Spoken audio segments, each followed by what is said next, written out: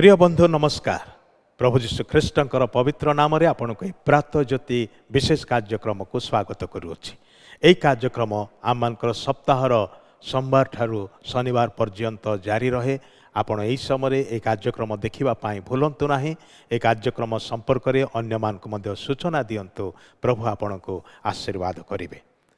आसु आमने आज कार्यक्रम रे आगो को बढ़िया पूर्वर पदे प्रार्थना करिबा, निज निज को प्रभु को हस्तरे समर्पण करिबा। जो प्रभु आमान को प्रेम करी आउ गोटे सुंदर प्रभात देखिबा पाई देइछंती, ताहांक निकटरे प्रार्थना करिबा। प्रेममय स्वर्गस्थ पिता, आज दिन तुमर कृत दिन अटे। तुमे एई दिन को आयोजन करी आमान को हस्तरे उपहार भाव रे देइछ। आज प्रभात काल रे तुमर स्नेहपूर्ण करुणा आमान को निदरू उठेला। आमाने निजको जीवित अवस्था देखा पारिलु। आउ ए दिन आरंभ रे आमाने तुमर श्रीमुखर प्रसन्नता को लोड़ुअछु, तुमर अन्वेषण करुअछु, तुमको चाहूअछु प्रभु। कारण तुम बिना दिनटी एवं जीवनटी असार हो जाए। आमाने ताहा चाहूनाहु, बरं आमाने तुम सहित एवं तुम द्वारा तुम सहायतार तुम गौरवर निमंते आज दिनटी को बंचिबा को एवं अतिबाहित करने को चाहूँ। आमान को तुम्हें आशीर्वाद कर। यही प्रार्थना निवेदन परित्राणकर्ता प्रभु जीशु ख्रीष्टर नाम रे उत्सर्ग करुअछु। आमेन।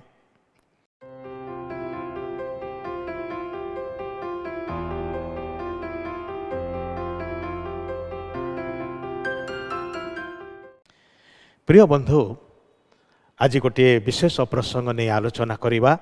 ताहा होछि आत्मसंयम, निजको संयत करिबा। आमे वर्तमान ए प्रकार एक सामाजिक परिस्थिति मध्य वास करुचु। ए प्रकार एक समय काल मध्य दे गति करुचु जोठी लोक माने अन्य मान को नियंत्रण करिबा पाए बेस धुरंधर होउछंती। अन्य मान को समस्त को निज कब्जा रखिबा पाई चेष्टा करुछंती, किंतु निजको नियंत्रण करिबा विषय चिंता करुनाहंती, निजको संयत करिबा विषय चिंता करुनाहंती। आत्मसंयम एक विशेष गुण अटे। ईश्वरंकर वाक्य रे ज्ञानी सोलोमन जे जने विशेष राजा थिले, से एक कथा लेखन्ति, पवित्र आत्मा द्वारा चालित है। जहार आत्मा अटक माने नाही, से भग्न और प्राचीरहीन नगर तुल्य। जहार आत्मा अटक माने नाही, से भग्न और प्राचीर विहीन नगर तुल्य। टिके चिंता करंतु, से प्रकृत रे कौन कहिया पाई चाहती। गोटे सुंदर बगीचा आपण करछंती, फल गछ अछि, फूल गछ अछि, किंतु बाड़ देई नाहंती। आउ गाई गोरु छेली मेंढा से बाट दे जाउछंती। से माने कौन करिवे? आसिकी से गुड़ाक खाइबा को लागिवे नुहे कि? काहेकि ना बाड़ नाही। ठीक सही प्रकार एक नियंत्रण विहीन जीवन, एक आत्मसंयम विहीन जीवन जे निजर आयतरे रही पारे नाही, से जीवनर अवस्था से प्रकार अटे। आ ईश्वरंकर वाक्य आमान को एक कथा मध्य कहे, पवित्र आत्मांकर गोटे गुण गोटे फल होची आत्मसंयम, निजको संयत करिबा। आज आम माने चाहूचु बापा माँ पिलामान को नियंत्रण करिया पाए, पिलामान को संयत करे, जोटा कि आवश्यक अटे। बाल्य काल रे से मान को श्रृंखलित करिबा बड़ जरूरी अटे। युवा युवती हे गला परे आमे भाबु जे आमको आउ केही नियंत्रण न करू, आमे निजे निजको निजर इच्छानुसार आम माने चलिबो, आमे जहाँ चाहूचु ताहा करिबो। आउ आज सेथिपाई विभिन्न प्रकार समस्यार सम्मुखीन होउचु। आम माने समस्ते सही समाज रे वास करुचु, एई पृथ्वी रे वास करुचु, किंतु अनेक विषय आयत बाहर को पड़ुछि। अपराध वृद्धि पाउछि, अधर्म वृद्धि पाउछि, विशृंखला वृद्धि पाउछि। छोट बेलू ही पिला माने विशृंखलित हवा को लागुछंती। विभिन्न विषय आम को नियंत्रण करिबारे लागिछि। आमे अटकई पारुना हो। भाई भणी माने सतर्क हवा दरकार रही। कारण जे निजको संयत करे, से नगर जयखार ठारू मध्य, गोटे नगर को जय करने लोक ठारू मध्य अधिक शक्तिशाली अटे। ଏହା ଈଶ୍ୱରଙ୍କର ବାକ୍ୟ କହେ। ଆପଣ ଆପଣାକୁ ସଂଯତ କରିବା, ଆମମାନଙ୍କର ଓଷ୍ଠାଧରକୁ ସଂଯତ କରିବା ଦରକାର। ଏ ଓଷ୍ଠାଧରରେ ଆମମାନେ ଅନେକ କଥା କହୁ, ସବୁ କଥା କ'ଣ ହିତକାରକ କି? ଅନ୍ୟମାନଙ୍କର ଉପକାରରେ ଆସେ କି? ବାକ୍ୟରେ କଥା ଲେଖା ଅଛି, ବହୁ ବାକ୍ୟରେ ଅଧର୍ମର ଅଭାବ ନଥାଏ।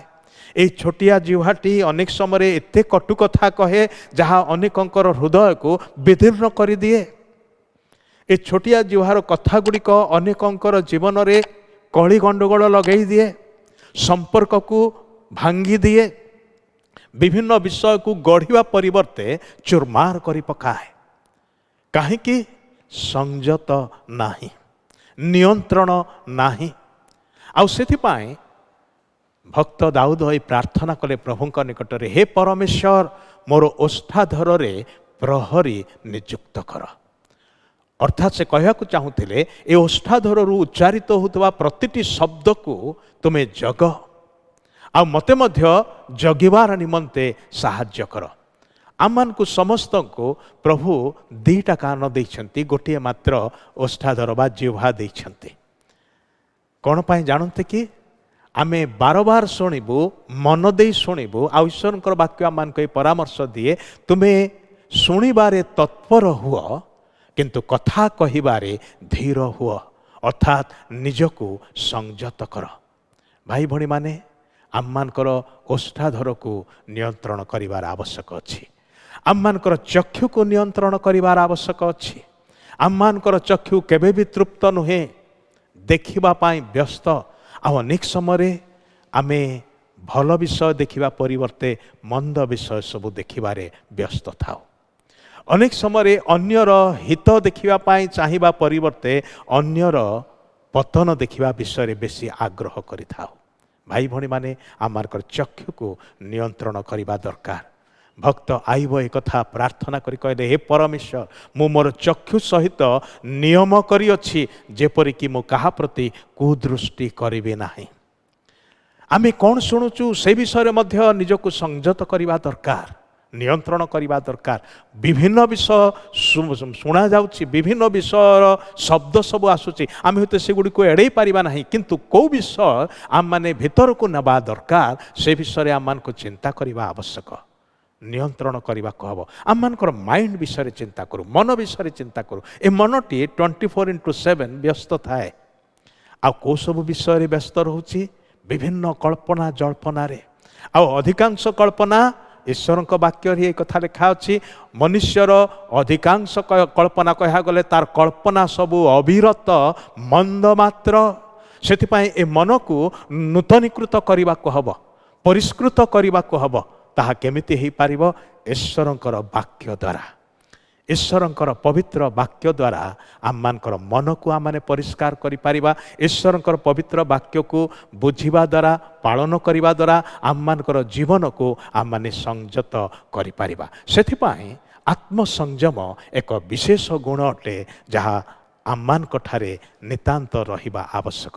ସେହି ଆତ୍ମସଂଯମର ଗୁଣ ପବିତ୍ର ଆତ୍ମା ଆପଣଙ୍କୁ ଆଉ ମୋତେ ଦେବାକୁ ଚାହାନ୍ତି। ଆସନ୍ତୁ ଆମମାନେ ତାହାଙ୍କ ନିକଟରେ ପ୍ରାର୍ଥନା କରିବା, ମାଗିବା ଏବଂ କହିବା, ହେ ପ୍ରଭୁ, ମୋତେ ନିଜକୁ ନିୟନ୍ତ୍ରଣ କରିବା ପାଇଁ, ନିଜକୁ ସଂଯତ ରଖିବା ପାଇଁ ଶିଖାଅ ଏବଂ ସାହାଯ୍ୟ କର। ଆସନ୍ତୁ ପ୍ରାର୍ଥନା କରିବା। ପ୍ରିୟ ପ୍ରଭୁ, ସଂଯତ ରହୁନଥିବା ଏକ ଅବସ୍ଥା ମଧ୍ୟରେ ଆମମାନେ ବାସ କରୁଛୁ। ପ୍ରଭୁ, ତୁମେ ଆମମାନଙ୍କୁ ସାହାଯ୍ୟ କର, ତୁମର ଆତ୍ମାଙ୍କର ସେହି ଫଳରେ ପରିପୂର୍ଣ୍ଣ କର, ଯେପରି ଆମମାନେ ନିଜକୁ ଆୟତ୍ତ କରିବାକୁ ପାରିବୁ, ଅଟକେଇବାକୁ ପାରିବୁ। କୁକର୍ମରୁ, ମନ୍ଦଠାରୁ, ଅଧର୍ମରୁ, ସମସ୍ତ ପ୍ରକାର ଅମଙ୍ଗଳର ବା ଚିନ୍ତାରୁ ଆମମାନେ ନିଜକୁ ଅଟକେଇବୁ। ସାହାଯ୍ୟ କର। ଆମମାନେ ମନ୍ଦ କଥା ନ କହିକି ହିତଜନକ କଥା, ଉତ୍ତମ କଥା କହିବାକୁ ପାରିବୁ। ସାହାଯ୍ୟ କର। କାହାର ବଚସା କରିବ ନାହିଁ, କାହାର ନିନ୍ଦା କରିବ ନାହିଁ। ଅନୁଗ୍ରହ କର ପ୍ରଭୁ। ଗଠନମୂଳକ ଚିନ୍ତାଧାରାରେ ଆମମାନଙ୍କର ମନକୁ ପରିପୂର୍ଣ୍ଣ କର। ହିତଜନକ, ଉତ୍ତମ, ପବିତ୍ର ଚିନ୍ତାରେ ଆମମାନଙ୍କର ମନକୁ ପରିପୂର୍ଣ୍ଣ କର। ନିଜ ନିଜକୁ ସମର୍ପଣ କରୁଛୁ, ତୁମର ସାହାଯ୍ୟ ମାଗୁଛୁ, ଦୟା କର। ପ୍ରାର୍ଥନା ଶୁଣିଲ, ଧନ୍ୟବାଦ ଦେ ଯୀଶୁଙ୍କର ପ୍ରିୟ ପବିତ୍ର ନାମରେ ଏ ନିବେଦନ ସବୁ ଉତ୍ସର୍ଗ କରୁଅଛୁ। ଆମେନ୍। ଏତେବେଳେ ପିତା ଈଶ୍ୱରଙ୍କର ଗଭୀର ପ୍ରେମ, ପ୍ରଭୁ ଯୀଶୁ ଖ୍ରୀଷ୍ଟଙ୍କର ଅସୀମ ଅନୁଗ୍ରହ ଓ ଦୟା, ପବିତ୍ର ଆତ୍ମାଙ୍କର ଚିରନ୍ତନ ଶାନ୍ତି, ଶକ୍ତି, ସୁମଧୁର ସହଭାଗିତା, ଶିକ୍ଷା ଓ ଚେତନା ଏବେ ପୁଣି ସଦାବେଳେ ଆମମାନଙ୍କର ପ୍ରତ୍ୟେକଙ୍କ ସହିତରେ ସାରା ବିଶ୍ୱରେ ଥିବା ଖ୍ରୀଷ୍ଟାଶ୍ରିତ ପ୍ରତ୍ୟେକ ଭାଇ ଭଉଣୀଙ୍କ ସଙ୍ଗରେ ରହି ସାହାଯ୍ୟ ଓ ଉପକାର କରନ୍ତୁ। ଆମେନ୍। ବହୁତ ବହୁତ ଧନ୍ୟବାଦ। ପ୍ରଭୁ ଆପଣଙ୍କୁ ଆଶୀର୍ବାଦ କରନ୍ତୁ।